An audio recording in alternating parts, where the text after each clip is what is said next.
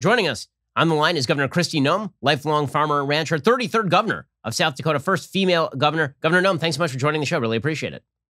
Absolutely, Ben. Thanks for inviting me on. So let's talk a little bit about your COVID strategy in South Dakota, which of course has been highly controversial. According to the media, every death is on your hands. Everything that has happened in South Dakota is your fault. The economic record in South Dakota continues to be sterling, however. So how did you make the strategy for South Dakota, and what did that strategy actually look like? I think, Ben, I did what every other governor in this country did. I looked at the science behind the virus and the data, and then I looked at the facts on the ground of what we were dealing with here in our state. But I maybe then at that point took it a step further. I talked to my general counsel. I consulted with constitutional attorneys. I really wanted to understand what my job was as a governor, what authority I had, and then also what authority I did not have, and stay within those bounds. I've just been a firm believer that when you have a leader overstep their authority in a time of crisis, that's really when you break this country. So, we made decisions to trust people. I told my folks here in South Dakota that I would give them all the information that I have. I'd be palms up with them, and that I was going to let them use personal responsibility to make the best decisions for them and their families. So I think people overwhelmingly did that, and it worked well for them. They were able to keep their businesses open, take some public health measures, but also feed their families and take care of their employees and get through this pandemic in a better way than many other states. Well, it's been fascinating to watch as the media reduce the COVID policy calculation down to one factor and one factor only, and that is the death per million ratio, when in reality, obviously, there are a lot of other factors at play. Things like how many people lose their livelihoods, how many people lose their small businesses, how many kids can go to school, what level of freedom you're willing to give up in order to achieve a better ratio, and also whether any of those policies are even effective. When people talk about the way that the pandemic played out in South Dakota, they seem to ignore the fact that South Dakota is not number one in the nation in terms of death per million. In fact, South Dakota is not in the top 5 in the nation, but New Jersey and New York are both 1 and 2.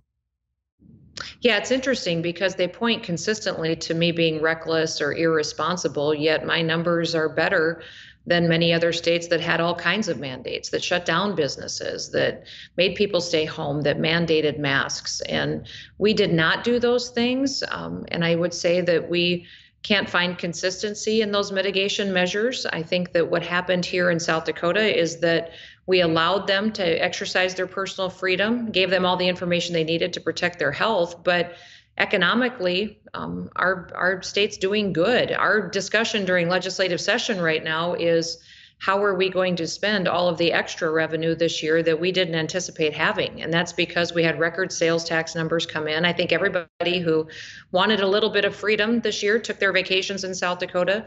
We're moving businesses here in overwhelming numbers. We've got families that are moving in because they can have their kids in school. They can have some personal choices still left to them that the government isn't making for them. So it's been remarkable to really see the impact a small state like South Dakota can have on people and their belief systems. Well, the outsized hatred of the media is good proof that you're doing some things right. South Dakota currently does have the lowest unemployment rate of any state in the country, according to the BLS, according to the Bureau of Labor Statistics. December 2020, you have a 3.3% unemployment rate, as opposed to, say, New York, which has an 8.7% unemployment rate, or California, which has a 9.3% unemployment rate. So, Governor Noem, have you dealt with the disparate treatment of your governorship as opposed to the governorship of people like Andrew Cuomo in New York or Gavin Newsom in California, who have had some pretty egregious suffering in their state and have decided to lock everybody down, apparently, until the end of time? It's been interesting because people talk a lot about my national profile or why people know who I am today. Because really, a year ago, nobody really knew who Kristi Noem was or even paid attention to our state. And I tell them all the time, the only reason that you've heard my name now is because the liberals came after me.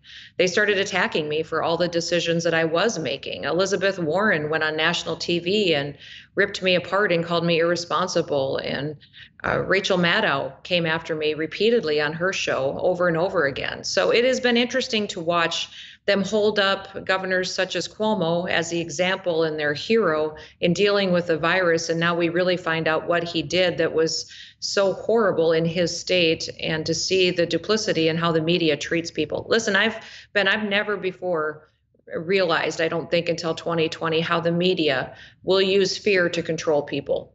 And that was shocking to me, how far they would go.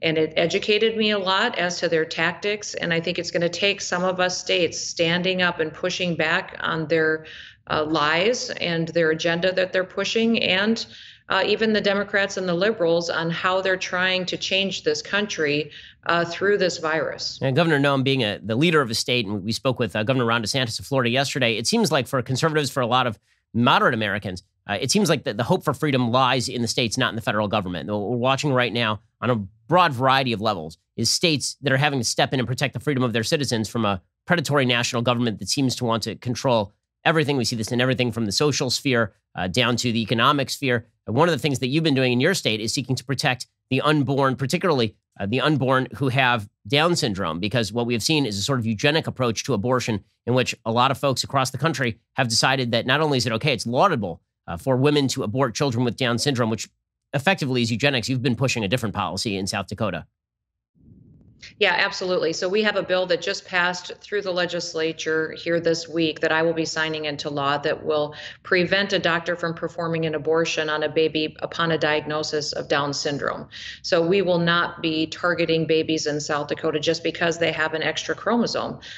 There is a diagnostic test that's available to women at 10 weeks and another one at 15 weeks that would tell them if their baby is Down syndrome or not.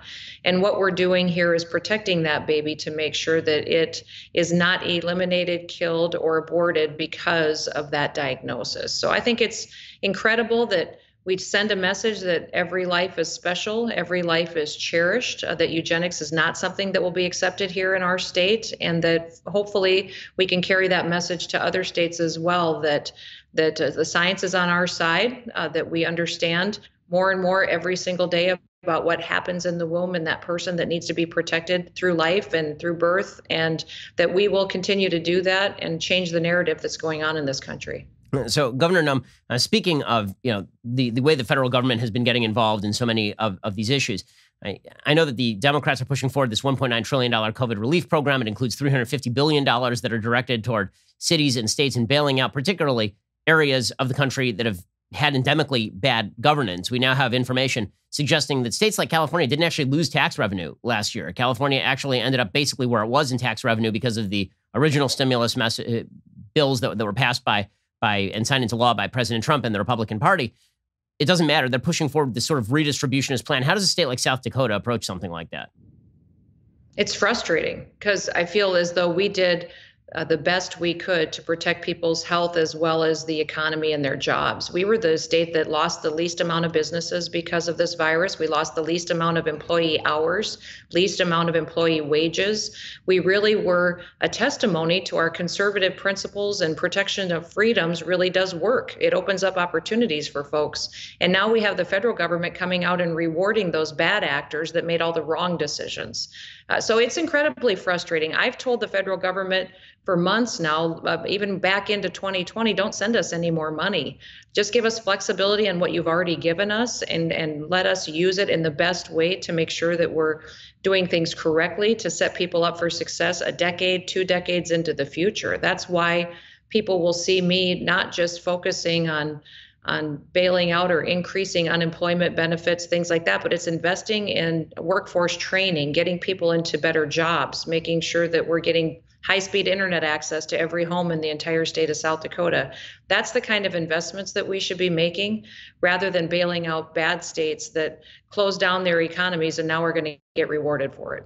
So Governor Noem, you spoke at the Conservative Political Action Conference last week, obviously one of the big ballyhooed speeches at the convention. Many people in the media have basically declared that the Republican Party is in a state of complete fracture because of President Trump and because he is such a polarizing figure for a lot of folks. I'm not really seeing the fracture, to be completely honest with you. It feels as though many of the people who love President Trump and love him for a variety of reasons really are unified by one significant fear, and that is a unified left that is seeking to change all of the fundamentals about the country. And many people on the right see Trump as sort of an avatar of the resistance to that, as the guy who's caught a lot of slings and arrows for fighting that. But the broader mission, which is to fight an overwhelming left change in the country, that's not relegated to President Trump, and I think you made that clear in your speech.